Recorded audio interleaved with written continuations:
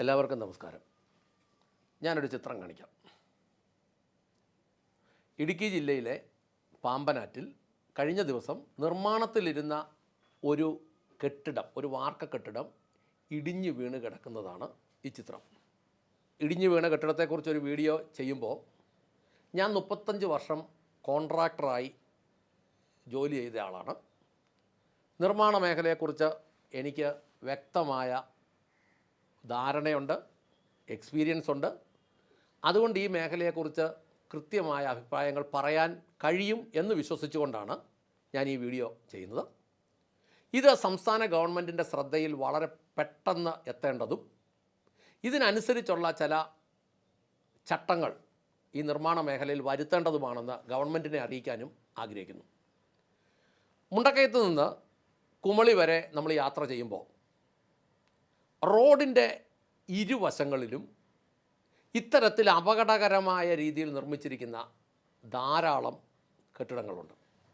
ഇതെല്ലാം തന്നെ 4-5 നിലയുടെ ഉയരത്തിൽ കയറി വരുമ്പോഴാണ് ഈ കെട്ടിടങ്ങളെല്ലാം റോഡ് നിരപ്പി വരുന്നത്. ഒരു 10-20 ഒരു 30 അടി വീതിക്ക് താഴേന്ന് കയറി വരുമ്പോൾ 4-5 നിലയിലേക്ക് കയറി വരുമ്പോൾ ദീർഘകാലം കോൺട്രാക്ടർ എന്ന രീതിയിൽ ജോലി ചെയ്തിരുന്ന എനിക്ക് അതിനെക്കുറിച്ച് പറയാൻ പറ്റും. അതിന് കൃത്യമായ പ്ലാനിങ്ങുകളും എൻജിനീയറിംഗ് സഹായങ്ങളും ആവശ്യമാണ് ഇങ്ങനെയുള്ള നിർമ്മാണത്തിന്. എന്നാൽ ഈ ഇടുക്കി ജില്ലയിൽ നടക്കുന്ന പല നിർമ്മാണങ്ങളും തികച്ചും അശാസ്ത്രീയമാണെന്ന് എനിക്ക് സത്യസന്ധമായിട്ട് പറയാൻ പറ്റും. പെരുവന്താനം പഞ്ചായത്ത്, പീരുമേട് പഞ്ചായത്ത്, പിന്നെ വണ്ടിപ്പെരിയാർ പഞ്ചായത്തൊക്കെയാണ് ഈ KK റോഡ് കടന്നു പോകുന്ന ഏരിയയ്ക്കകത്ത്, അല്ലെങ്കിൽ അവരാണ് ഈ പെർമിറ്റുകൾ കൊടുക്കുന്നത്. ഈ പാമ്പനാറ്റിലെ കെട്ടിടം തകർന്നു വീണപ്പോൾ നേരെ പുറകോട്ടങ്ങ് പോയതുകൊണ്ട് അപകടങ്ങളൊന്നും ഉണ്ടായില്ല. എന്നാൽ അതിൻ്റെ സൈഡിലൊക്കെയുള്ള കെട്ടിടങ്ങളിലേക്ക് ഇത് അപകടകരമായി ചെന്നില്ലെന്നുള്ളതാണ് ആൾനാശം ഉണ്ടാകാതെ വന്നതിൻ്റെ കാരണം. എന്നാൽ ഞാൻ ചിന്തിക്കുക, അല്ലെ നമ്മളൊന്ന് ചിന്തിച്ചേ, ഈ KK റോഡിലൊക്കെ പല വാണിജ്യ സ്ഥാപനങ്ങളും പ്രത്യേകിച്ച് ഹോട്ടലുകളൊക്കെ ഉണ്ട്, വ്യാപാര സ്ഥാപനങ്ങളുണ്ട്, വിദേശ ടൂറിസ്റ്റുകളൊക്കെ വന്നു കയറുന്ന ധാരാളം സ്പൈസസുകൾ വിൽക്കുന്ന കടകളൊക്കെ ഉണ്ട്. ഇതിലേതേലും ഒരെണ്ണം ഈ മഴക്കാലത്ത് ഇതിനകത്ത് ആളുകളുള്ളപ്പോൾ നേരെ പുറകിലേക്ക് മറിഞ്ഞു പോയാൽ എന്തുമാത്രം വലിയ നാശനഷ്ടമായിരിക്കും ഉണ്ടാകുന്നത്. ഈ പീരുമേട്ടി വീണ കെട്ടിടം തന്നെ അതങ്ങ് വീണു. ഞാൻ മനസ്സിലാക്കുന്നത് ആ കെട്ടിടത്തിന് ബാങ്ക് ലോൺ ഏതാണ്ട് 60 ലക്ഷം രൂപയുണ്ട്. അതിൻ്റെ ഉടമ കയ്യിൽ നിന്ന് ഏതാണ്ട് 20 ലക്ഷം രൂപ മുടക്കിയിട്ടുണ്ടെന്ന് പറയപ്പെടുന്നു. അങ്ങനെയാണെങ്കിൽ ഈ കെട്ടിടത്തിന് ഒരു 14,000 സ്ക്വയർ ഫീറ്റ് ഏരിയ, പക്ഷേ ഞാനൊരു എഞ്ചിനീയറിംഗ് സൈഡിൽ അന്വേഷിച്ചപ്പോൾ ഏതാണ്ട് 2,500 സ്ക്വയർ ഫീറ്റോ 3,000 താഴെ ഉള്ളതെന്നാണ് പറയുന്നത്. നമ്മൾ മനസ്സിലാക്കുന്നത് ഇടുക്കി ജില്ലയിൽ 1,500 സ്ക്വയർ ഫീറ്റ് താഴെയുള്ള റെസിഡൻഷ്യൽ ബിൽഡിങ്ങുകൾക്ക് എന്ന് പറഞ്ഞാൽ വീട്ടുതാമസത്തിനുള്ള വീടുകൾക്ക് മാത്രമേ പെർമിറ്റ് കൊടുക്കുന്നുള്ളൂ എന്നാണ് നമ്മൾ മനസ്സിലാക്കുന്നത്. അങ്ങനെയാണെങ്കിൽ ഈ കെട്ടിടത്തിന് പെർമിറ്റ് ഉണ്ടോ എന്നത് ഒരു വിഷയമാണ്. ഇനി എന്തെങ്കിലും രീതിയിൽ പെർമിറ്റ് ഉണ്ടെങ്കിൽ ആ പെർമിറ്റിനകത്ത് തന്നെ എന്തെങ്കിലുമൊക്കെ പ്രശ്നമുണ്ടോ എന്ന് നമ്മൾ ചിന്തിക്കേണ്ടതായ കാര്യമുണ്ട്. കൊമേഴ്സ്യൽ ബിൽഡിങ്ങിന് പെർമിറ്റ് കൊടുക്കുന്നില്ലെന്നാണ് നമ്മൾ മനസ്സിലാക്കുന്നത്. ചിലപ്പോൾ അത് അങ്ങനെ മനസ്സിലാക്കുന്നതായിരിക്കാം. പക്ഷേ അതുകൊണ്ടാണല്ലോ കഴിഞ്ഞ ഗവൺമെൻറ് ഇറങ്ങിപ്പോകുന്നതിന് മുമ്പ് പറഞ്ഞത് ഇടുക്കി ജില്ലയിൽ ഫീസ് അടച്ച് വളരെ പെട്ടെന്ന് കെട്ടിടങ്ങൾ ക്രമവൽക്കരിക്കാമെന്നും പറഞ്ഞൊരു ഓർഡർ ഇറക്കിയത് പെർമിറ്റ് ഇല്ലാത്തതുകൊണ്ട് തന്നെയാണ്. അങ്ങനെയാണെങ്കിൽ ഒന്നുകിൽ ഈ ബാങ്ക് ലോണുള്ള കെട്ടിടത്തിന് ഏതൊക്കെയായാലും പെർമിറ്റ് ഇല്ലാതെ ബാങ്ക് ലോൺ കൊടുക്കാൻ സാധ്യതയില്ല. അങ്ങനെയാണെങ്കിൽ ഈ കൊമേഴ്സ്യൽ ബിൽഡിങ്ങുകൾക്ക് പെർമിറ്റ് ഇല്ല എന്നുള്ള യാഥാർത്ഥ്യം ഉള്ളപ്പം എങ്ങനെ ഈ കെട്ടിടം പെർമിറ്റ് മേടിച്ചെടുത്തു എന്നത് ഒന്ന് ചിന്തിക്കേണ്ടതാണ്. ഇത്രയും അപകടകരമായ സാഹചര്യത്തിൽ എങ്ങനെ പെർമിറ്റ് മേടിച്ചെടുത്തു? പേപ്പറുകളൊക്കെ കൃത്യമാണെങ്കിലും ഇതിൻ്റെ പ്ലാന്, ഇതിൻ്റെ സ്ട്രക്ചറൽ ഡിസൈന്, ഇതിനകത്തൊക്കെ വീഴ്ച വന്നിട്ടുണ്ടെന്നുള്ള സത്യമാണ്.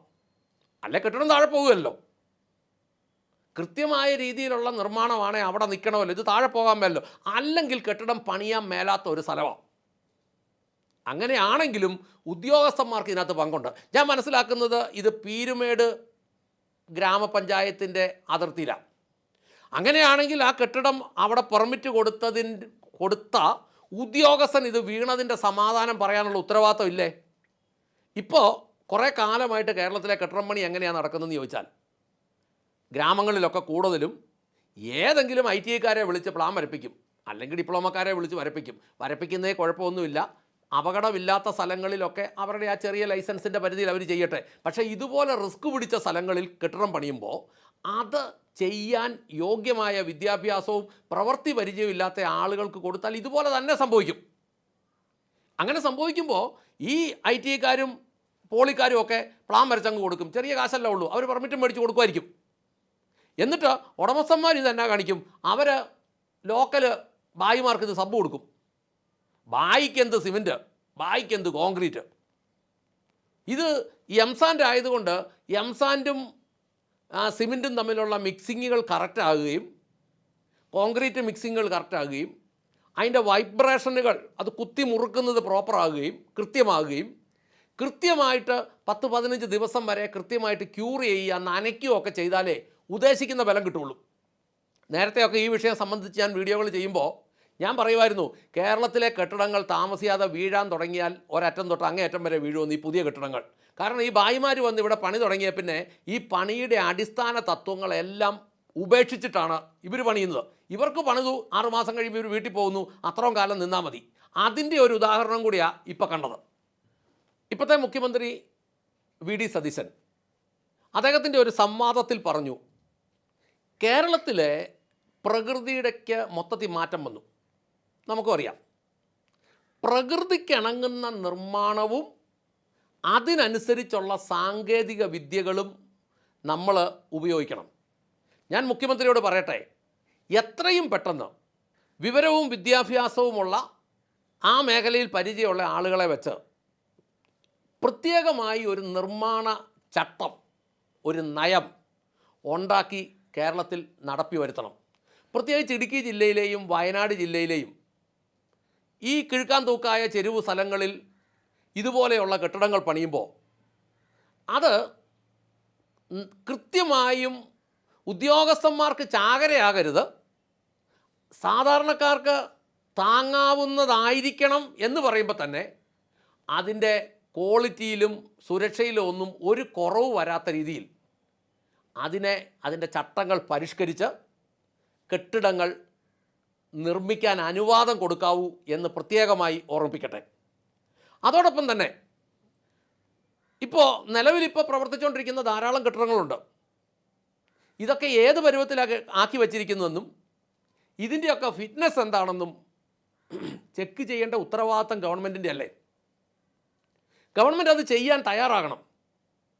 ഉടമസ്ഥന്മാരോട് ഞാൻ പറയട്ടെ, ഇങ്ങനെ റിസ്കി മേഖലകളിൽ പണിയുന്ന കെട്ടിടം, ഇപ്പോൾ ആ മനുഷ്യന്, തമ്പനാട്ടിലുള്ള ആ മനുഷ്യന് എൻ്റെ അറിവിൽ മനസ്സിലാകുന്നത് ഏതാണ്ട് 80 ലക്ഷം രൂപയോളം പോയി.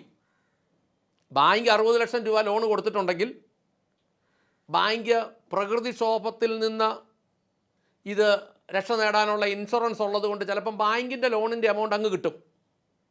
പക്ഷേ ഈ മനുഷ്യൻ്റെ കയ്യിൽ നിന്ന് മുടക്കിയ 20 ലക്ഷം പോവില്ലേ? കോൺട്രാക്ടർ മുങ്ങുമല്ലേ ഉള്ളൂ.